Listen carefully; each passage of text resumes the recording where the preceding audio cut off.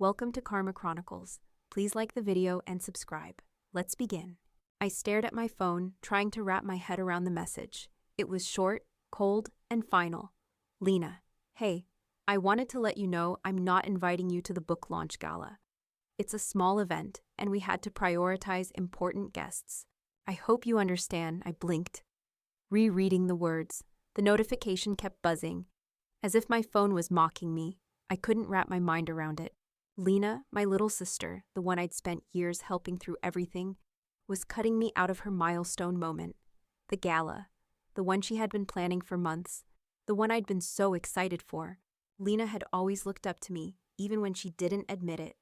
When her first boyfriend broke her heart, I was the one who drove across town to pick her up at 3 a.m. When she dropped out of college, I sat with her for hours, trying to figure out what she wanted from life, even when I barely had the time myself. I helped with job interviews, fixed her resume, covered the rent when she was struggling. But now I wasn't even good enough to be invited to the event she was calling important. The gut punch hit me hard, deeper than I wanted to admit. I scrolled through my social media feed, half expecting something different. Maybe she'd posted something about me, a last-minute invite, a tiny acknowledgement that I had been there for her. No such luck. Instead, there were photos of her and a bunch of people I didn't recognize, beaming smiles under chandeliers, celebrating her book that had barely been out for a week. Over 100 people were invited, old classmates, distant acquaintances, but I wasn't one of them. I tapped the screen again, sending a quick message to my mother. Maybe she knew something I didn't. Maybe there had been a misunderstanding. I waited, watching the dots appear and disappear, each second making my stomach twist more. Finally, her reply came in. Mom, Lena said it was a budget issue. You know how these things go. She had to prioritize the people closest to her in her career. I think you should understand. Budget issue? Prioritize? I clenched my fists, trying to keep calm. Mom was always on Lena's side. Always. Every time I sacrificed something, every time I put my own life on hold to help my family, they'd wave it away with excuses. And here it was again, with Lena. Mom was dismissive, like always.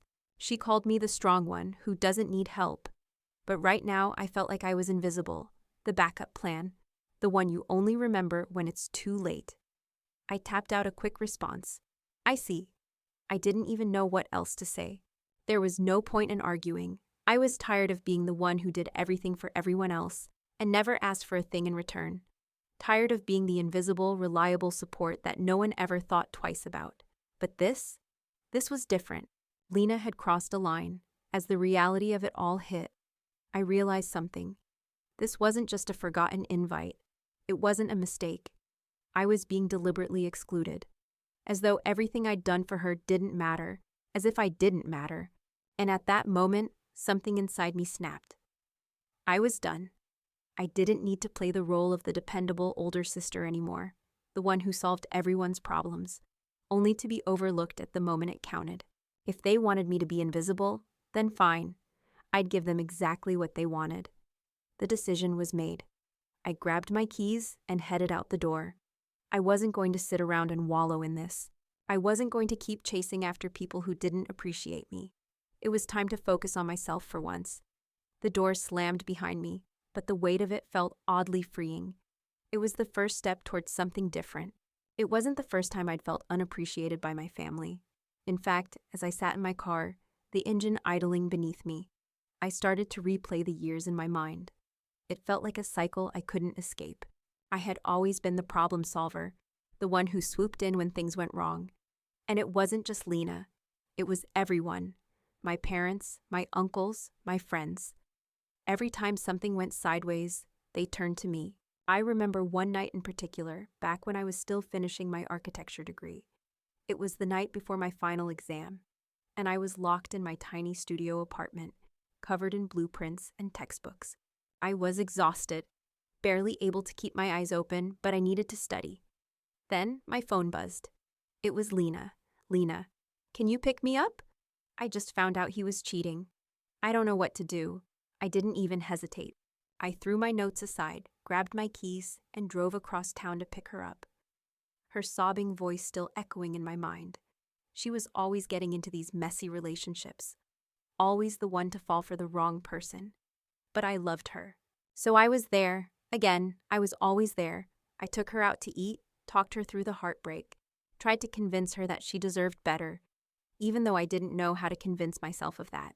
Meanwhile, I had an exam the next day, and I'd barely looked at my notes. But what else was I supposed to do? Let her drown in her own misery when I could help? I couldn't. I could barely remember the next few weeks. I think I passed the exam, but just barely. What I do remember was that after that night, Lena moved on. She found someone new and went about her life, while I buried myself in school. But the whole time, I was carrying the weight of everything else. Her broken heart, my deadlines, my own loneliness. The sacrifices kept piling up. I gave up weekends, nights out, sleep, my own dreams sometimes, just to help her through. I watched her make mistake after mistake, but I was always there to clean up the mess.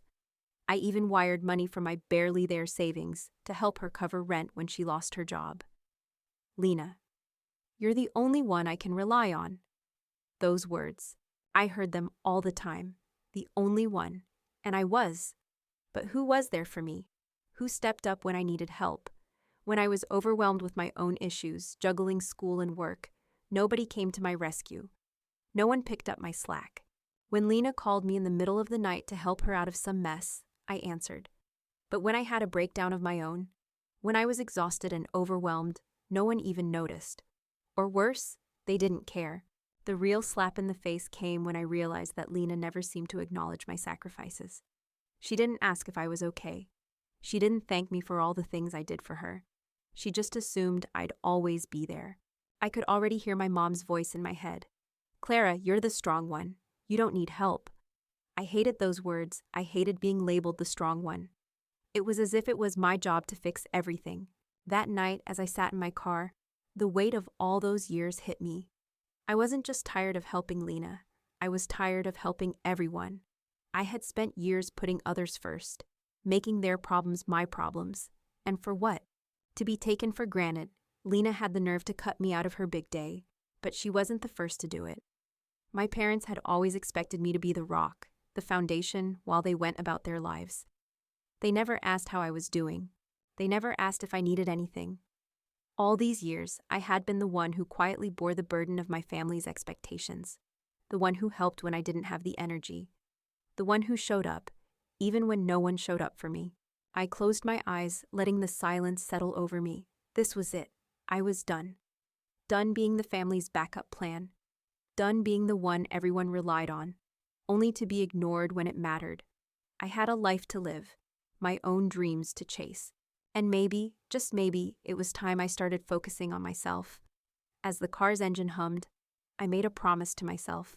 No more. No more sacrifices for people who never truly appreciated them. I wasn't going to be anyone's invisible support system anymore. It was time to break free. I sat in the stillness of my apartment, the harsh glow of the fluorescent lights above casting a cold shadow on everything. The message from Lena kept replaying in my mind like a broken record. I wasn't invited to her book launch. A cold, dismissive line. A reminder of all the years of support I had given without ever asking for anything in return. It should have been a blow, but honestly, it didn't hurt as much as I thought it would.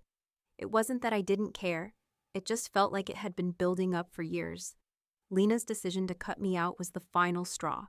I had spent too many years being the dependable one, putting my own life on hold to pick up the pieces of everyone else's. And in return, I had become invisible. Just the person you call when you need something. I glanced at the clock.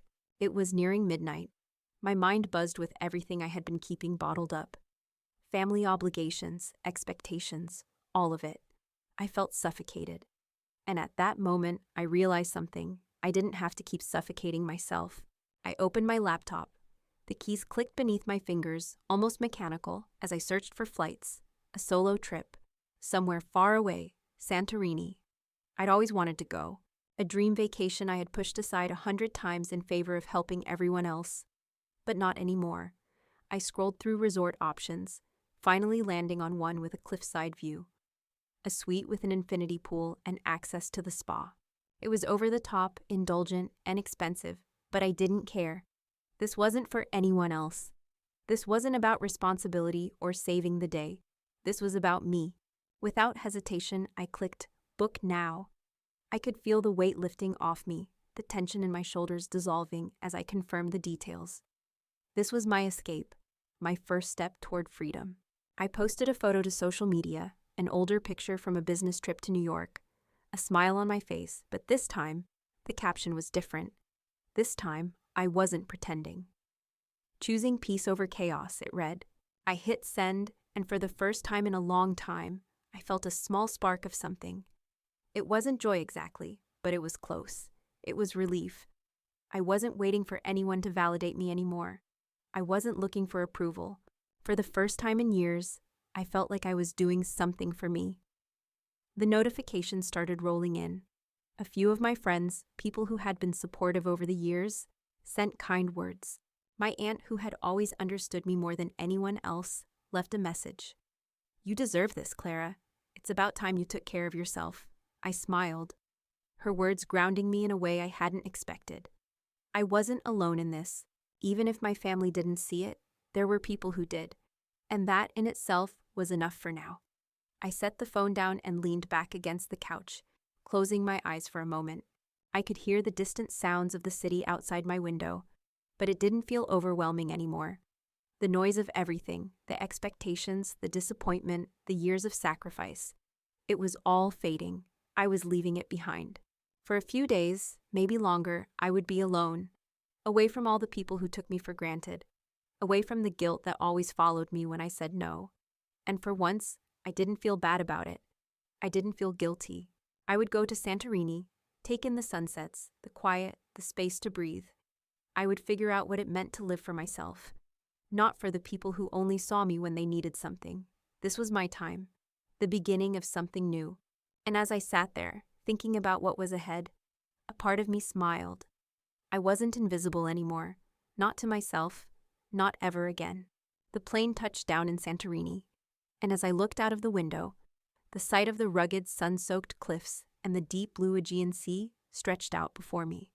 For a moment, it felt unreal, like I had stepped into a postcard. I leaned back in my seat, letting out a slow breath, my mind a mix of relief and excitement. I wasn't sure what I had expected this trip to feel like, but it was definitely more than I had imagined. I had chosen to fly first class, a small indulgence I justified as a reward to myself. The flight had been long, but it was calm. No worries, no distractions, just me and the quiet hum of the plane. I wasn't expecting any big revelations or epiphanies from the trip, but as I felt the soft warmth of the Mediterranean air seep into the cabin, I realized something. For the first time in a long time, I felt like I was doing something just for me, not for anyone else, just for me. The private driver was waiting for me outside the airport with a sign that had my name on it. I made my way toward him, carrying nothing more than a small suitcase and my phone. The driver led me to a sleek black car, and we drove off, winding through narrow streets that led to the edge of the island. Santorini was everything I had imagined. The whitewashed houses clung to the cliffs, with splashes of blue doors and rooftops. Everywhere I looked, the sea seemed to stretch endlessly into the horizon. It was beautiful in a way that was almost overwhelming. There was so much space, so much quiet. When we arrived at the resort, I was greeted by staff who smiled at me with genuine warmth. They led me to the suite I had booked, and as the door swung open, I felt like I had walked into a dream. The room was everything I had imagined, light and airy, with a floor-to-ceiling window that overlooked the sea. The infinity pool seemed to melt into the ocean, a seamless blend of water and sky. I wandered out onto the terrace, the cool air on my skin, and took a deep breath. It felt like the world had slowed down. There was no rushing, no expectations. For the first time in months, my mind felt quiet. I snapped a picture of the view and posted it, just like I had promised myself. It was more for me than for anyone else, but as I typed the caption, it felt like a declaration. Sometimes the door that closes is the one that sets you free. The notifications started trickling in, but I ignored them for the moment, deciding to leave my phone on the table. I didn't need it right now. I needed space to just be. I sat on the edge of the infinity pool, dipping my toes into the water. The warmth of the sun mixed with the coolness of the water, and I let the moment wash over me. I was finally somewhere that felt like mine, without the weight of family demands or obligations. It was just me. As the sun dipped lower, casting a golden glow over the sea, I realized something. I wasn't just escaping, I was reclaiming. I had spent so many years focusing on others, on fixing things, on being everything to everyone. But now, for the first time in what felt like forever, I was choosing myself. I was giving myself permission to not be the one who always showed up to save the day, to not be the invisible support system that everyone leaned on. I was here for me. The peaceful silence was interrupted by a soft knock at the door. I stood up, wiping the water from my feet, and walked inside.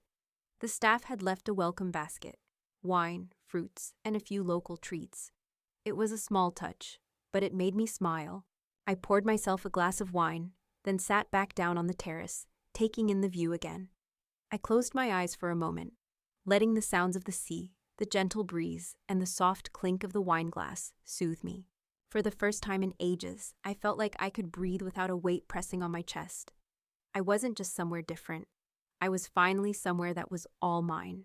And for the first time in a long time, I allowed myself to believe that it was okay to just enjoy something without feeling guilty.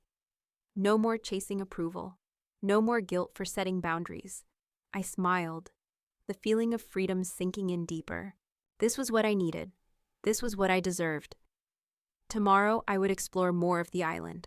For tonight, though, I would let the silence and the beauty of Santorini be enough. It was a start, a beginning to something new. The next few days in Santorini were everything I had hoped for.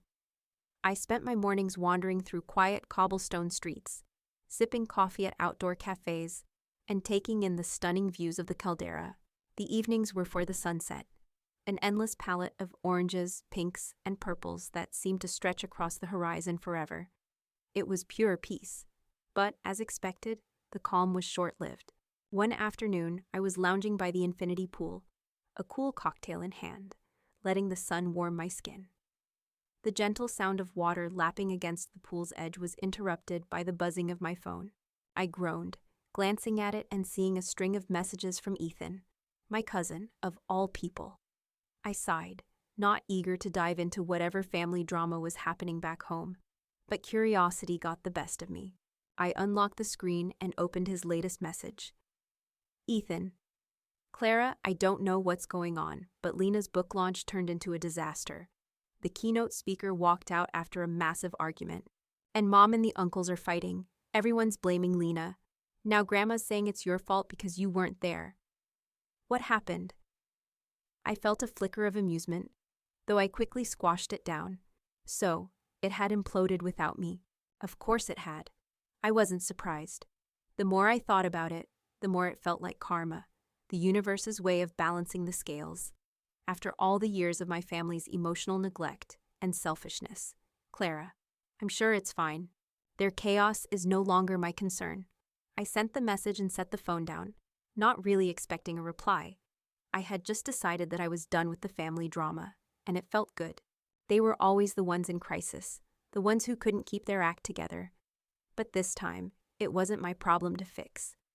As the day wore on, I moved from the pool to a shaded lounge chair, my feet propped up on the stone wall. I took a deep breath, savoring the quiet. The distant sound of waves crashing below provided a calming backdrop, and I felt lighter with each passing minute. The weight of my family's expectations, their guilt trips, and their relentless neediness was fading further into the distance. Another buzz.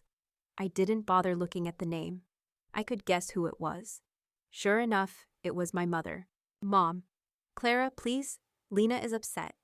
The launch was ruined, and she's blaming herself. You should come back and help fix this. I know you're angry, but you're the only one who can calm her down. We need you. I could already feel the guilt trip seeping through her words, but I wasn't falling for it. Not this time. I took a long sip of my drink before typing back. Clara, I'm not coming back. This is their mess to sort out. I'm not responsible for it anymore. I hit send, then stared at the screen. There was a part of me, an old familiar part, that wanted to dive in, to rush back and be the problem solver they all expected me to be. But as I sat there, surrounded by the beauty of Santorini, I realized that this was the first time in years that I didn't feel like I had to be anyone else's answer. The phone buzzed again. This time, it was from Lena. Lena, Clara, I messed everything up. This launch was supposed to be perfect, and now it's falling apart. Please, I need you here. I need your help. I looked at the message, and a hollow feeling spread through me. But the feeling didn't last long. It was replaced by something else, a calm, quiet confidence. I was done being her safety net. I was done letting her mistakes define me. She had never once asked how I was, never once thought to check in on me the way I had always done for her. She had made her bed, and now it was time for her to lie in it. I typed my response slowly, not out of anger, but out of finality. Clara, I can't fix this for you, Lena. You're an adult. You'll figure it out. It's time for you to take responsibility. I stared at the screen for a few more seconds, willing the words to sink in. For the first time in my life, I felt a sense of peace, not guilt, as I hit send. This wasn't about me anymore. I had spent years cleaning up other people's messes, and I couldn't do it any longer. I set the phone face down on the stone table, my heart lighter than it had been in years. The sound of the waves grew louder, almost as if they were congratulating me for finally taking control of my own life. I was free, and I didn't need to fix their chaos anymore. The weight on my shoulders had vanished, and in its place was the quiet certainty that I had made the right decision. The rest of the evening passed without a single worry. I spent it sipping wine, watching the sun sink into the horizon, and for the first time, truly letting go. Tomorrow I would take another step toward freedom, and it felt good. The next morning, I woke up to the soft, warm light of the sun streaming through the open balcony doors. For the first time in ages, I slept soundly through the night, undisturbed by the familiar weight of family demands. The view from my room was stunning, Santorini's stark white buildings against the deep blue of the sea, the air still cool and fresh. I felt lighter, like a different person altogether. I stretched, took a deep breath, and decided to start the day slow. No rush, no emails, no calls. Just me. I had a fresh fruit breakfast on the terrace, savoring every bite of the juicy melon and figs, feeling like the world was finally giving me a moment of peace. But peace, it seemed, was a fleeting thing. My phone buzzed, then again, then a third time. I sighed, already knowing who it was. Mom. Clara, I don't understand. Lena is devastated. This is all falling apart, and now she's blaming herself. She won't eat, won't sleep. Please, I'm begging you, come back. You can fix this. We need you. I stared at the message, feeling the familiar pang of obligation twisting inside my chest. My mother, always the one to guilt-trip me when things didn't go according to plan. I had expected this. It was only a matter of time before the pleas started. They were always the same, a desperate attempt to reel me back into their web of chaos, as if I was the only one capable of making things right. But I wasn't the only one anymore, and this time I didn't feel the familiar tug to run back and fix it all for them. I set the phone down for a moment, staring out at the ocean. What was I supposed to say? The old Clara would have dropped everything, hopped on a plane, and done whatever it took to put the pieces back together. But I wasn't her anymore. With a deep breath, I grabbed my phone and started typing. My fingers felt steady as I wrote the words. Clara, Mom, I'm not coming back. I told you I can't fix this. Lena needs to take responsibility for her own life. She's an adult. I'm not going to keep playing the role of the fixer. I hesitated for a moment, the silence of the room pressing down on me. I felt the weight of her expectations, the guilt that always lingered when I said no. But then I realized, saying no didn't make me a bad person. It didn't make me selfish. It made me strong. I hit send. The message went through, and I set the phone down again, pushing the nagging thoughts from my mind. I didn't need to constantly validate my decisions. I didn't need to apologize for taking care of myself. The phone buzzed again, and I could already guess who it was. Lena. Clara, please, you have to come back.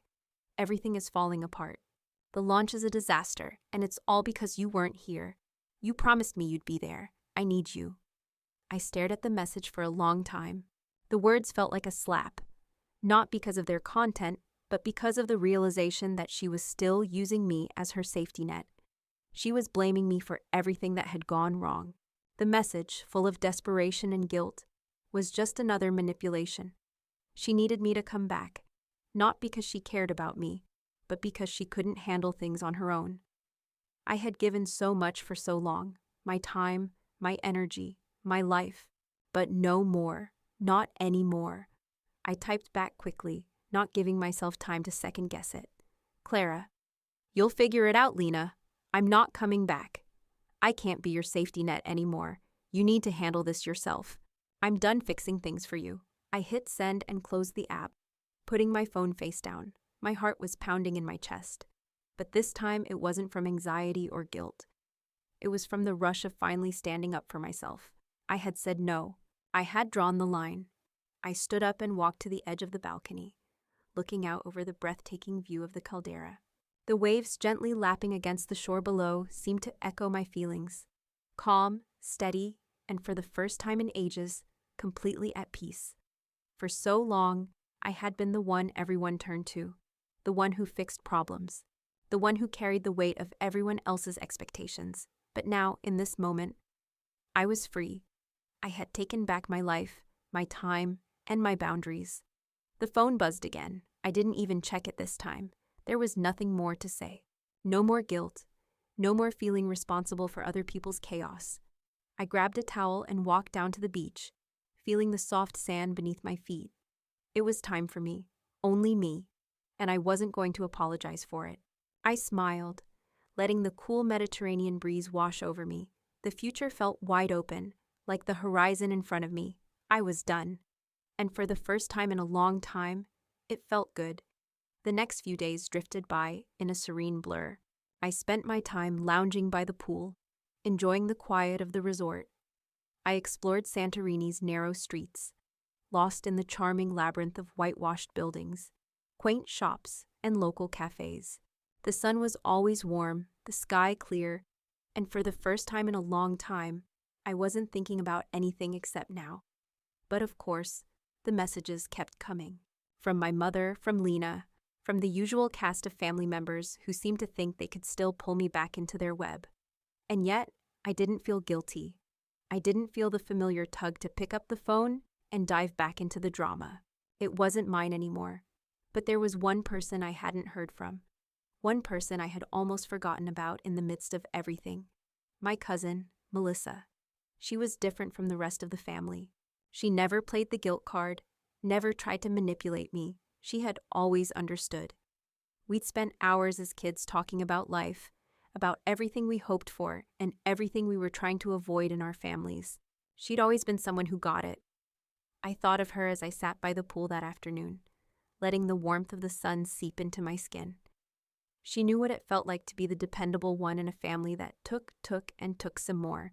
I was just about to sip my iced tea when my phone buzzed with an incoming call. Melissa, I answered on the second ring.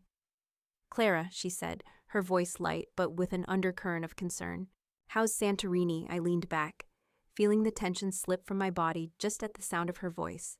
It's beautiful, peaceful, exactly what I needed. I'm glad, you deserve it, she said, her tone warm. I've been meaning to call you. I saw the post. Choosing peace over chaos, right? I smiled softly. Yeah, I thought it was a good caption for the moment. There was a brief pause on the other end before she spoke again, more seriously. I heard about the whole situation with Lena. And well, your mom has been sending me texts. I just wanted to check in on you, make sure you're okay. I swallowed, feeling a little lump in my throat. It had been so long since anyone had just asked me if I was okay, without any strings attached. No hidden agendas, no expectations, just care. I'm okay, I said, feeling the weight of the last few days settle into my voice. I'm more than okay, actually. This trip is exactly what I needed. I finally feel like I can breathe without worrying about everyone else for once. I'm proud of you, Melissa said softly. I know it wasn't easy. Trust me, I get it. Sometimes I feel like I'm just here to help everyone else with their messes and never get the same in return. Her words hit too close to home. I laughed bitterly. It's exhausting, isn't it? Always being the one people lean on but never the one anyone thinks about. But I'm done, Melissa. I'm tired of being invisible, of always being the fixer. It feels good to be on my own for once, to take care of me. You deserve that, she said, a small sigh escaping her. You really do. I know how hard it's been for you. You've always been the one they rely on. But you don't owe them anything, I smiled again, feeling my shoulders relax. I keep telling myself that. It's hard, but I'm trying. It's time to start living for me. I get it, she said again. There was a quiet understanding between us. And hey, if you ever need to talk or need a reminder that you're doing the right thing, just know I'm here. I admire your strength, Clara. You're not alone in this. Her words were a balm to the rawness I hadn't even realized I'd been carrying. Thanks, Melissa. That means more than you know. We chatted for a little while longer, talking about anything and everything, but I didn't feel rushed. The conversation felt effortless, like it always had. I realized, as we spoke, that the support I had been craving was always right there. It wasn't from my family, at least not in the way I had hoped. It was from people like Melissa, who understood what it meant to choose yourself. By the end of the call, I felt lighter, and for the first time, I didn't feel so isolated. Melissa was one of the few who truly got it. The weight of the world didn't feel so heavy with her in my corner. I'll keep you posted on everything, she said. But I'm really glad you're doing this for yourself. I will, I promised. And thanks for calling. It feels good to have someone on my side.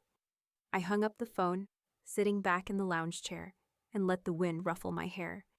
Maybe I didn't have the kind of family I'd dreamed of, but the people who really mattered, the ones who truly understood, were always there, even if they were few and far between. As I sat there, feeling the sun's warmth wash over me, I realized something else. I wasn't alone, not really, and I never would be, as long as I had people like Melissa who saw me for who I truly was. Not just the one who always said yes, but the person who deserved a life of peace, freedom, and joy. The chaos from my family could stay right where it was. I had no intention of going back. The days passed slowly, peacefully. I immersed myself in the rhythm of Santorini, waking up early to catch the sunrise, spending afternoons on the beach, and indulging in the slow, simple pleasures I had forgotten I could enjoy. I didn't check my phone much anymore. The notifications were a faint buzz in the back of my mind, but I had long ago stopped worrying about them. It wasn't until a week later that the calls from my mother started again. At first, it was just a couple of missed calls, easily ignored. But then the texts came flooding in, each one more frantic than the last. I opened the latest one. Mom. Clara, this has gone on long enough. Please? Lena is a mess. Everyone is falling apart. You're making it worse by not being here. Can't you just come back for a few days? Please, for the family.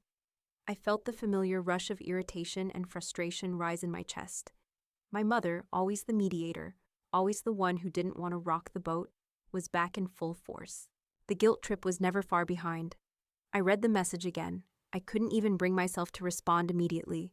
The anger, the sense of betrayal, everything from the last few weeks swirled inside me. They just couldn't let me go. They couldn't accept that I was done.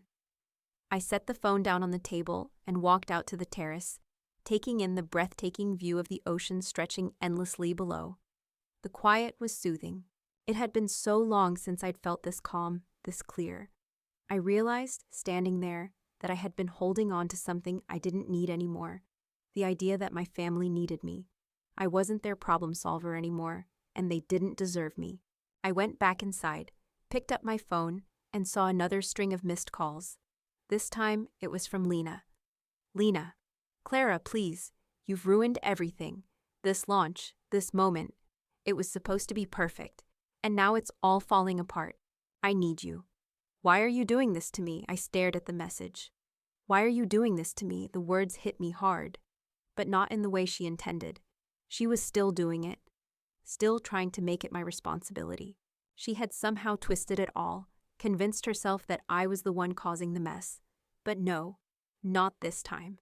I took a deep breath, steeling myself. I wasn't going to give in. I wasn't going to be dragged back into that same toxic cycle. I typed out my response, slow and deliberate. Clara, I'm not coming back, Lena. I told you, this is your mess. I can't fix it anymore. You have to take responsibility for your own life. I'm done being the person who picks up the pieces. I hesitated before hitting send, feeling a brief pang in my chest. But this was it, the end, the final break. I pressed send. For a long moment, I stared at the screen, my heart racing. The silence that followed was deafening.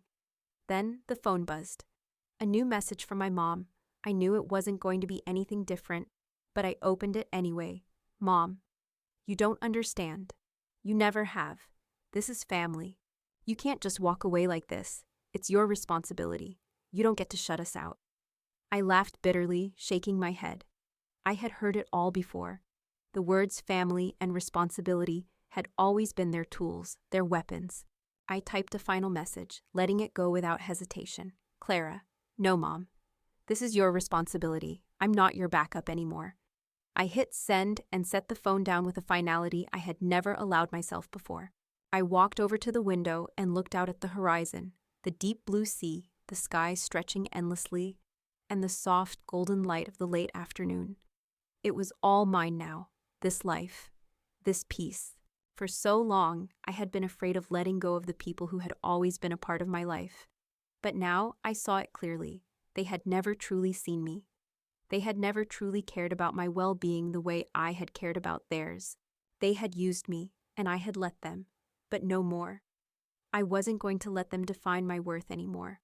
I wasn't going to be the one who kept sacrificing for people who only saw me as a utility, a means to an end. And I felt something inside me shift, something that had been locked away for years. It was relief, it was freedom. I was free. I turned away from the window, walked into the bathroom, and began unpacking my suitcase. My movements slow but deliberate. The quiet around me felt like a new beginning, a fresh start. For the first time in a long time, I wasn't looking back. This was my life now. No more guilt, no more obligation, just me. And I was okay with that. I picked up my phone one last time, checked the missed messages, and then hit the block button. And with that, everything was gone. The last link to them. Gone. For the first time in years, I felt truly, deeply free. The morning air in Santorini felt different now, like it was alive with possibilities. The weight I had carried for years, the endless guilt, the exhaustion, the feeling of being invisible, had finally lifted. I woke up early, the sunlight already spilling through the gaps in the curtains, casting a soft glow across the room. The quiet was intoxicating, and for the first time in a long time, I felt like I could take a full breath without feeling smothered by everyone else's expectations. I made my way out onto the balcony with a cup of coffee in hand. The sky was a brilliant blue, the sea stretching endlessly in front of me. The world felt infinite, and for the first time in ages, I felt like I could breathe in all of it. I smiled, letting the breeze ruffle my hair. There was a kind of freedom in this stillness, a quiet peace that I hadn't realized I'd been missing. I was no longer running toward anyone else's idea of success. I wasn't living to solve other people's problems.